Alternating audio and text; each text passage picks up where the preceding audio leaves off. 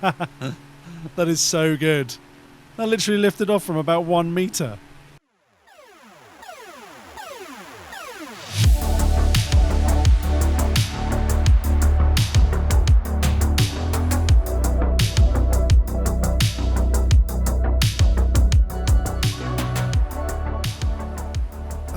Hey everyone, welcome back to the channel.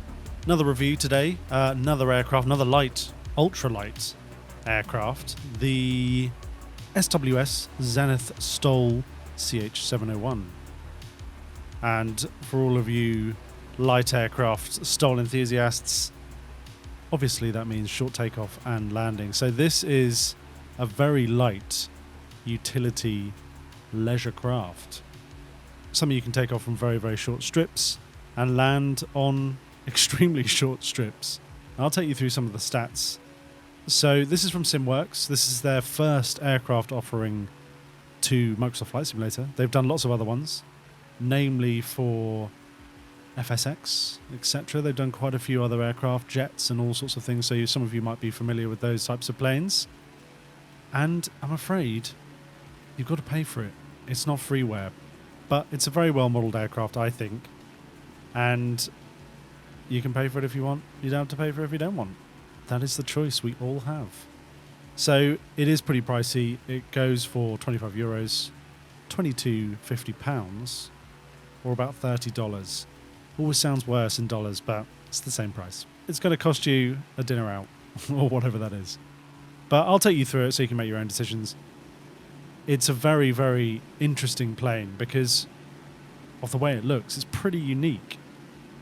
It's very boxy, it's very light, it's very sturdy, but these are what these aircraft are designed for. They're designed for bush trips, they're designed for backyard takeoff and landings, and then pretty pricey. So these retail in real life for about $42,000. That's a lot of money, and that's about 35,000 euros. But they are all over the world. There aren't that many of them. You can find them in America, Europe, anywhere really. India have got quite a few of them, but I'll take you through some of the history in a sec. So they are popular aircraft, and this just happens to be one of the most copied aircraft designs, light, ultralight aircraft designs in the world. So you may well have thought you've seen one of these CH701s, but it may well be a very good counterfeit. So yeah, interesting plane. Let me take you through a bit of history. So it's not that old. Introduced in about 1986. About exactly 1986. You know, that's not bad. 35 years old. 37, 35. 35 years old. More or less. I'm sure someone's going to correct me on that. Let's just say 30 plus. So it's not particularly old. It's a kit aircraft. It's sheet aluminium. It's all metal, and it is very, very light. So the reason why it's all metal, it's all sheet aluminium, is so it can be built easily. And it usually comes in a couple of different parts, and you put it together in a garage, and then you fly and go and see your mum, if that's what you're into. So it's a pretty simple kit aircraft. And that's what the designers, Zen Air, were trying to achieve. Now, they do a lot of kit aircraft, and this particular one was, in fact, all of their aircraft are designed or co-designed by a guy called Chris Heinz, who is the owner of Zen Air, which, as always, when I'm doing these videos, that's where I'm flying at the moment. I'm flying over Midland, Ontario in Canada, and this is where their company's based. So like I said, there's not that many about. There's about 500 or so nowadays, and there was probably a lot more than that, but I can imagine quite a few of them being decommissioned or taken apart and used for parts, which often happens with these aircraft that are over 20, 30 years old. So 500, not that many. That does make it a bit of a rarity. So there's one Air Force that operate these, and it's not the US Air Force. Although they might do, I'm not sure. I couldn't find anything about it, but the Indian Air Force have quite a lot of them, and I can imagine why they do, because they're so good at short takeoffs and short landings. And over in Europe, they're mainly used, like I said, utility, leisure craft, flying between mates in the middle of nowhere, grabbing some beers around a campfire, flying off the next day.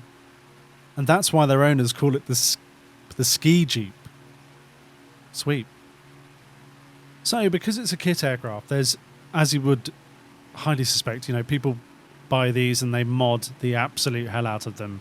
So there's quite a few different versions. There's ones with skis. There's ones with 2 wheels instead of that tricycle there. There's ones with gear that retract, although I can't see if there's any space for retracting those gears inside there. There's ones with turboprops that are just really, really powerful with a lot of a longer nose, fit that engine in. And there's ones that have been totally modded out inside with all electronics. So this is a pretty standard version. I'll take you through the dials later on when we've landed or crashed. So it's a pretty simple aircraft one we've got here. But like I said, they get really, really modded, which is what you expect with kit aircraft, just like the Kree and a few others that are relatively inexpensive that you can buy and build in your garage.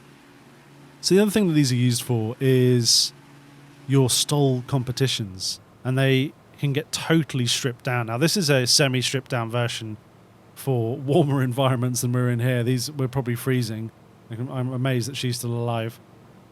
This has got no doors, just to have less weight, and it just means that this plane can take off in absolutely no space at all and land in no space. So if you've ever seen those STOL competitions where they take off into wind and it's a standard wind, something that doesn't fluctuate too much, normally in the same place in Canada, and they take off in about 2 meters or 3 meters. It's amazing. Right, so as always, I'll get her on the ground at Midland Airport, which maybe that's where they take off from. I don't know. It seemed to be the closest one to where they get manufactured or designed. I'm sorry, they get manufactured in Missouri, down south, where it's a bit warmer, I can imagine. And I'll take you through a little walk around. Let's have a look at the graphics, have a look at the inside, what the pack includes. So yeah, let's get going.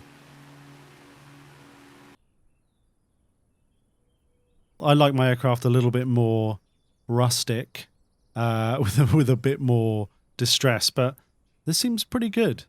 I mean, it looks nice to me. Everything works the way it should. All this movement here. So it looks good. The tyres are a bit shiny. Could add a bit of mud. But yeah, I think it actually does look like a very nice plane. So I can't really fault it. Now, there are a load of other liveries, and there's versions with doors and without. All the same liveries with and without doors. We've got this military style version, and then we've got a yellow and blue one, but I'll show you those in a sec. But otherwise, I think it looks pretty good. There's not much I can fault it on, really. I think some of the Coronado level ones are very nice. And the Focke-Wulf Piaggio that I just reviewed, which was an absolutely beautiful aircraft.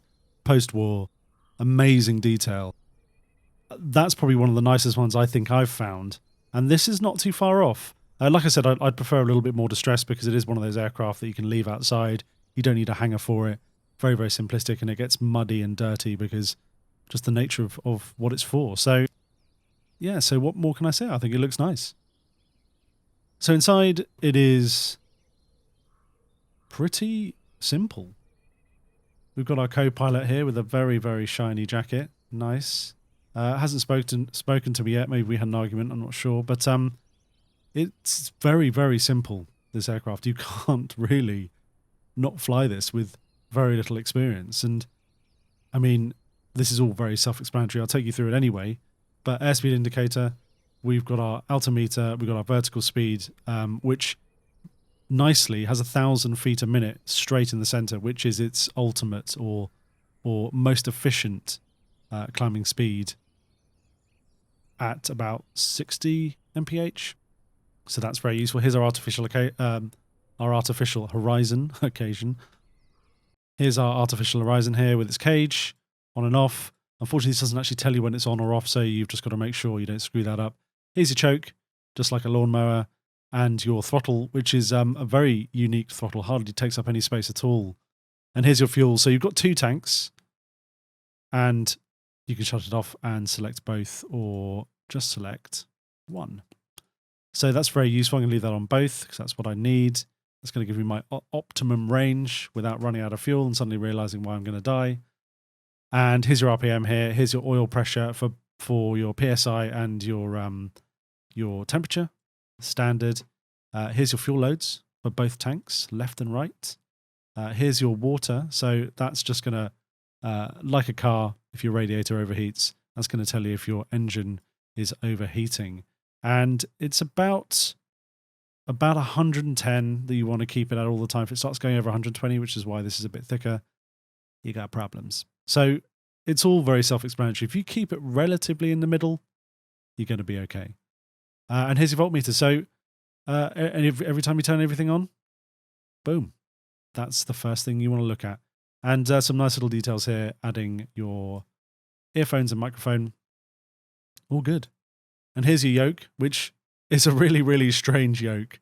I mean, I wish it had loads of buttons on it, but you don't need it. I've seen these before in some other aircraft. Very strange movement. Not much movement at all, actually, which is quite interesting. And a possible design flaw down by the seats here. What happens if this happens? What if it gets stuck? What if your coat goes down there? Be vigilant. Movement-wise, inside, it's pretty nice. There's your rudder, wires move, everything.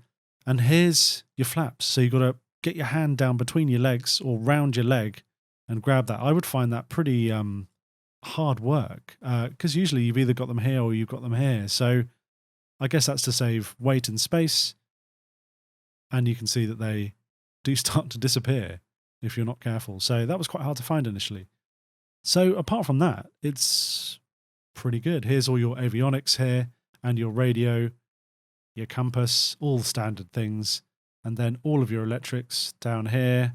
Obviously your master switch, you can go all the way through these and you can start the plane up super quickly, super simply. And your magneto switch. So 1, 2, left, right, both, boom, started the engine. So super, super simple. Now I haven't used the radio yet.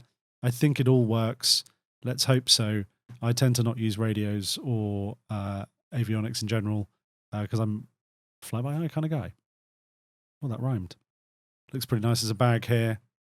That's about it. It'd be nice if you could open that up and find yourself a nice little treat. Apart from that, it's good. And we've got our logo here, Zenith Aircraft. That's a nice little detail. So what have the team at SimWorks actually done to this aircraft? How did they design it? So like a lot of the really good aircraft, they record real sounds from the real plane. They talk to real pilots that fly this aircraft and go, oh, hey, is this kind of around the right ballpark? And the answer for this one is yes. Obviously, they use a lot of aircraft to make this very, very realistic. It's got its custom checklist. It does actually come with a bush trip, which is really, really good. And that's from New York State.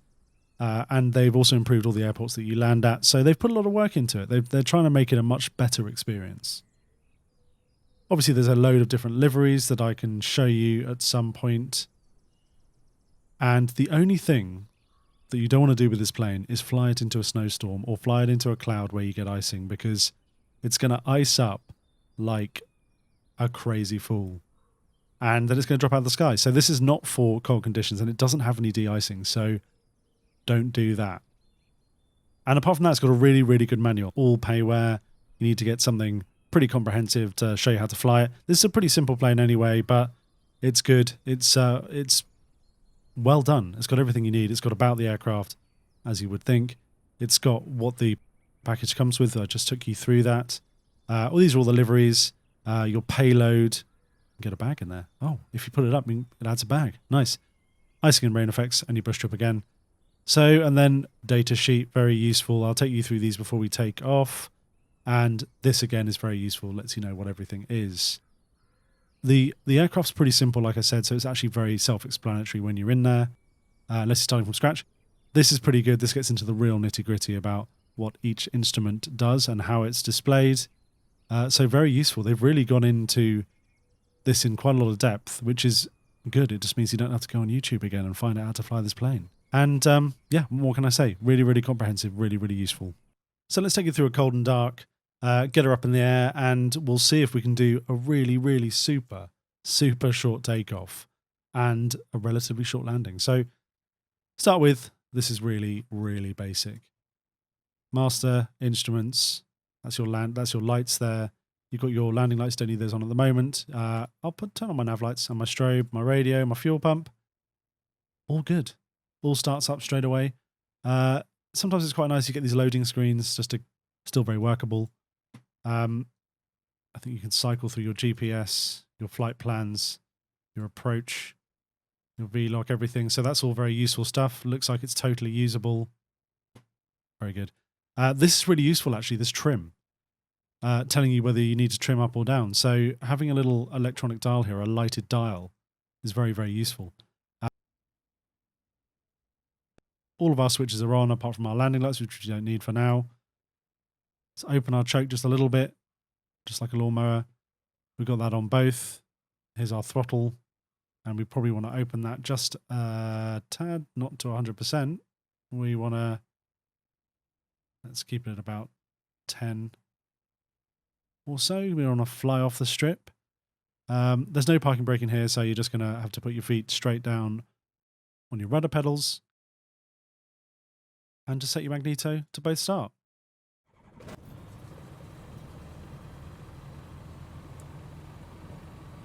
There we go, nice sounds. So it's a really, really simple aircraft to get up in the air. And let's see how short we can take off. Now, the other quite interesting thing about this is this fixed leading edge. So you can't change this. It looks very similar to what you would get on a commercial airliner where they slide up and down. Now, these don't actually move at all, not that I can find.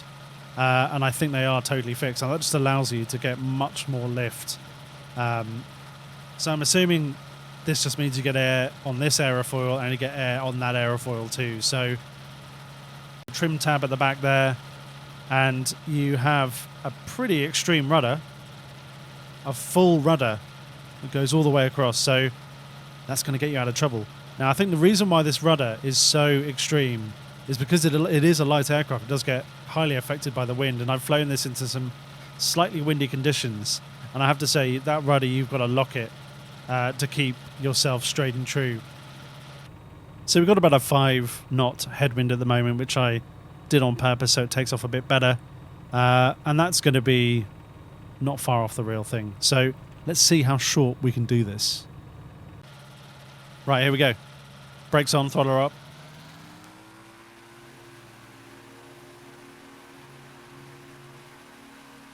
Let's get those flaps up.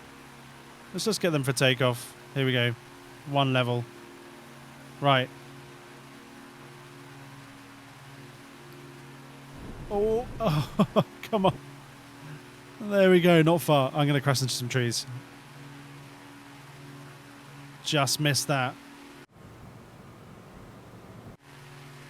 So you can see that it does get really highly affected by the wind if you're not too careful. So maybe it's coming from Mordor on the right there. But yeah, it does get affected by the wind.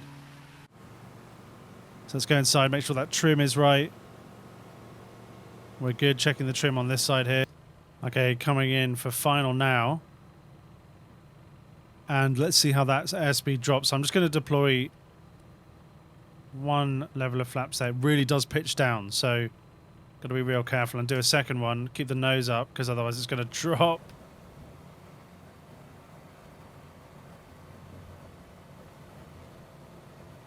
Okay. So I'm going to watch this speed just come off like there's no tomorrow now. And there we go, stopped. And we landed about 60 miles an hour there, so that was pretty fast considering it's got a stall speed of 18. So, yeah. Let's try another strip.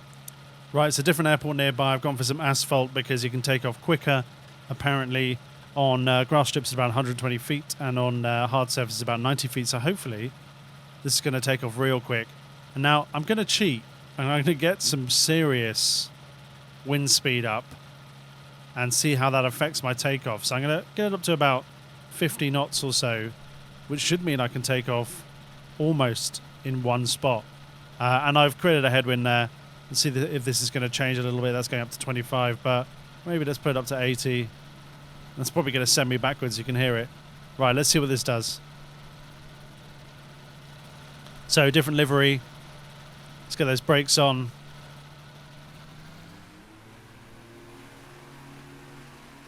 Oh, you can see the wind really going for it. Brakes off. That is so good. That literally lifted off from about 1 meter. Obviously now I can't really fly into this wind at any speed at all. And you can see this is not designed for these types of... My goodness, this is not... Yeah, sorry, there was about 140 knots. Don't fly this in windy conditions. But let's see if we can land in it. If I can get back to the airport at all. So, let's see. Here we go. It's going to take me a while, I think. So, trying to land in this absolutely insane headwind. It's not even that strong. I mean, you would get headwinds like this up in Canada, so let's see if I can actually take this down. I've got no flaps at all. There's one level there. Let's go outside, see what this is all about.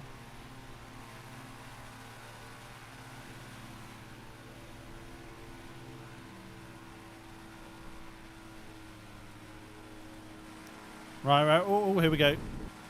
Oh, we managed to land. And stop in a couple of meters. So, yeah, that's pretty impressive. But that was hard landing conditions. So, yeah, what more can I say? It's a really nice little plane. Brilliant for those bush trips. Pretty good for landing anywhere, really. There's quite a lot of these aircraft now in Microsoft Flight Simulator. There's a couple of Cubs. There's the X Cub. And there's a few others, of which I have reviewed some of them. So, this seems like a really nice little plane. It's very unique. It's not modern, but I like that. I like the more vintage style planes. So, anyway, apart from that, if you like this content and you want to see more, obviously subscribe. Have a great day. Bye.